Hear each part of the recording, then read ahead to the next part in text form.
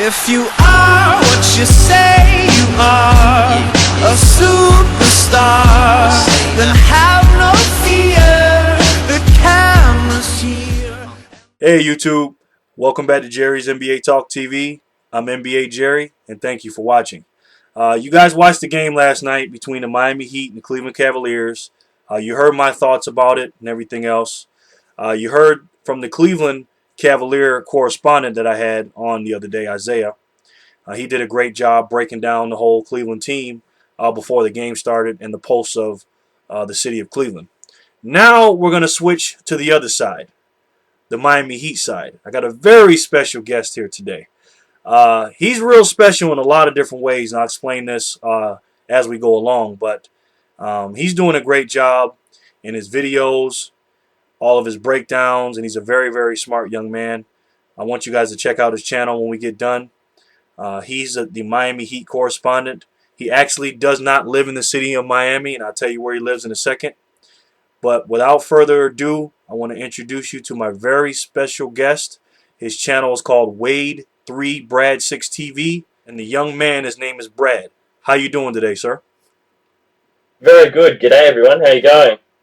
I'm doing good, man. I'm doing good. I really appreciate you coming on the show and all your hard work.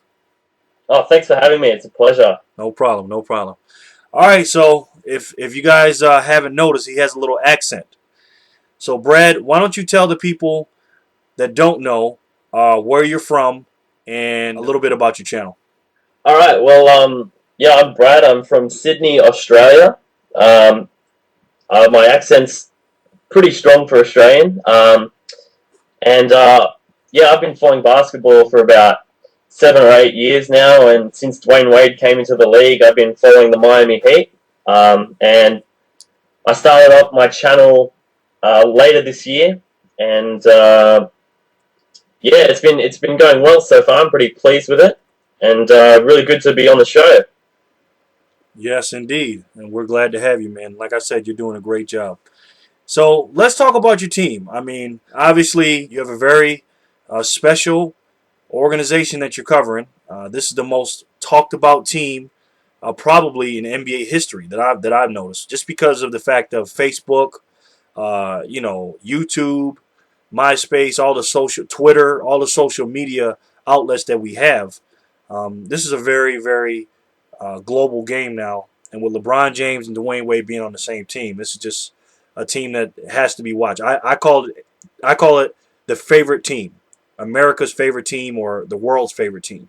Either they're your favorite team to watch because you hate them, or you want to root against them.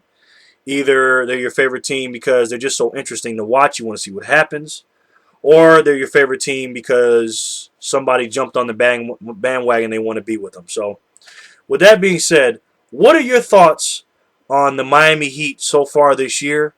What are your disappointments, and what are you most pleased with so far with your team, the Miami Heat? Well, it's the Miami Heat is, the way I look at it, they're a team sort of like an all-star team. It's sort of got that not the quality, but the hype around them. Wherever they go, there's always the big three. They've always been talked about. They're hated. They're liked. Things like that. And many people at the start of this season, they said, oh, Miami Heat, they're going to beat Chicago Bulls 72 win sort of thing. And obviously, I don't think that's going to happen this year. And I think a lot of people, they believe what the Miami Heat said. They said, oh, we're going to win 6, 7 championships, stuff like that. And it was all just hype. And the way I look at it, I wasn't really very pleased with what they did that way. What weren't you pleased with? Me, myself, the decision and everything, I didn't actually see it. I didn't watch it. I was told by a friend that LeBron James, he was coming to the Heat. One of the happiest days of my life. So anyway, I logged onto YouTube. I checked it out, and that's never been done before. And I'm not really sure whether I liked the decision or not. But I'll let people decide what they think about it. But anyway, it's been done now, and there's nothing you can change about it. So when LeBron LeBron came down. Then they had that the big welcome party, and like I was fine with that. But the things that they said, like 6, 7 championships, like you don't even have a team yet. They didn't even have a team. They had the big three, and the thing is, they went from one of the youngest teams in the league to one of the oldest teams in the league, and it is the oldest team in the league. And I've never seen that before in any professional sports sort of team like that. So that was very interesting. For the season so far, it's been indifferent for me. The last couple of games have been playing very well, and last night against Cleveland, I think it was the best game they've played so far this year. They've still got to step it up. Like I can still see lots of room for improvement, but I think they're steadily improving, the Heat. I agree. I agree. After the infamous bump in the Dallas game between LeBron and Eric Spoelstra, after that game, after they lost that game, they had a meeting with the team. Then they had a players-only meeting, and then LeBron met with Coach Spoelstra. And now they're on a 3-game winning streak as we record this. Now, obviously, the level of competition is not that high. They beat the Wizards, Detroit, and then Cleveland. You know, teams that pretty much they're supposed to beat. But overall, I think it's not just about that. I like the way that they're playing together.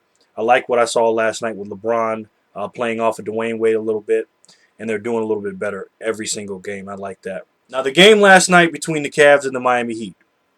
Obviously, it was a very highly anticipated game.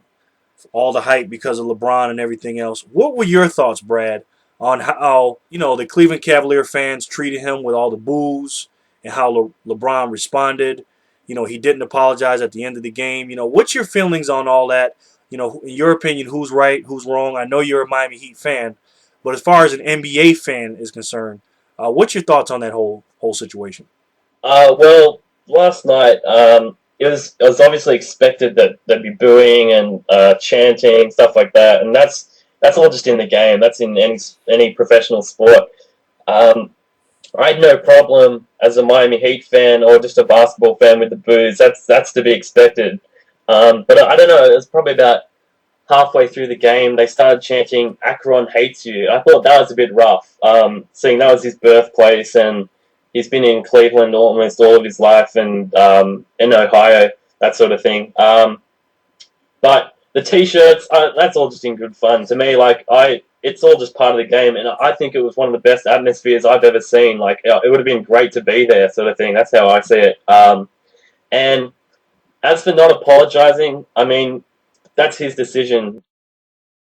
I would have liked to seen him say sort of like, "I really like you guys, you fans," sort of thing. Like, he would have been booed while he was saying, but that would have been really big of him to say that sort of thing.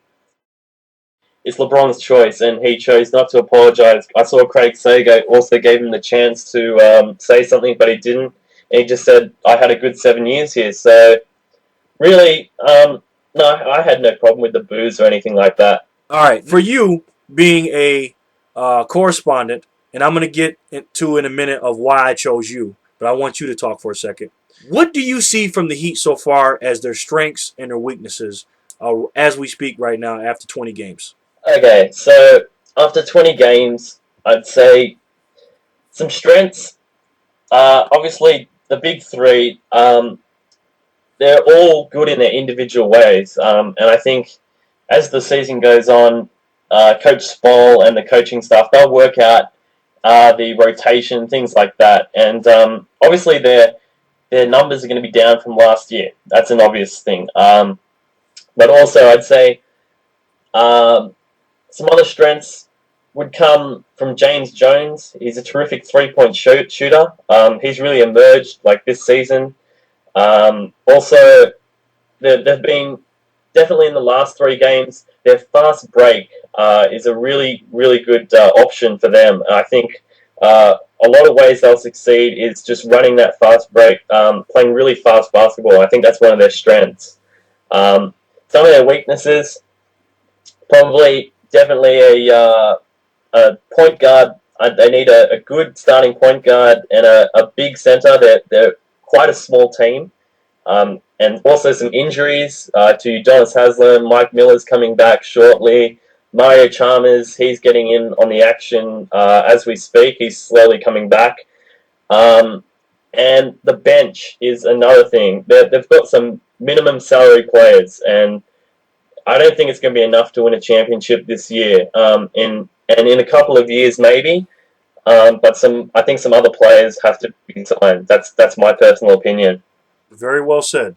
Now let me ask you this, Brad. A lot of people talk about this. We've never seen a team like this, man. We never seen two A-plus players, basically in their primes, join teams together in this fashion. We've never seen it. Brad, in your opinion, whose team is it? Is it someone's team? Is it LeBron's team? Is it D-Wade's team? I'd say I don't think it would be anyone's team now. Like with LeBron coming in, it was obviously Wade's team before this year, but I think all focus is really going on LeBron now, and Wade's sort of taken a back seat sort of thing. And I'd say it's no one's team because you've got all that spotlight on LeBron, and it is Wade's team. So really, he's taken the back seat. That's what I think anyway. So I think they're both not fighting, but both battling for the spotlight for this team, I'd say. And Chris Bosh also not as much, but so yeah, I'd say it's a shared team. That's how I'd sum it up. A shared team. That's a fair assessment. Now, as far as the shared team, because it's LeBron and D-Wade's team together, Eric Spoelstra has a good relationship with Dwayne Wade, and we all heard about the bump with LeBron James and Coach Spoelstra. In your opinion, two-part question. One, do you think that bump was on purpose? Did LeBron bump him? And the second thing is, how do you feel about Dwayne Wade going on at the press conference saying that Coach Spoelstra wasn't his guy, he's just his coach? What do you think about that? Well, as for the bump, I can't really say. From what I saw, I could say, it could go either way. It's sort of like a 50-50 call. I believe that it wasn't intentional. That's just the way I believe it. It was. You said it was not. It was not. Yeah, it was not intentional. Mm-hmm. It was just an accident. But really, in the grand scheme of things, I think it's a thing that we'll look back and just laugh on. That's the way I see it. And as for Dwayne Wade, in that press conference, the thing is, Dwayne's been with the Miami Heat for so long now, for all of his career, and he's played under Pat Riley and he's played under Eric Spoelstra. And from what I can see over the years, I think they've had a good relationship. And it'll be interesting to see in whether it be the coming months or the coming years to see if how Eric deals with his job and how the records go and things like that, to see if he'll keep his job or if Pat Riley will come down. I personally don't think Pat Riley will come down. He's got a tough enough job as it is at the general manager position. But yeah, that's the way I see it.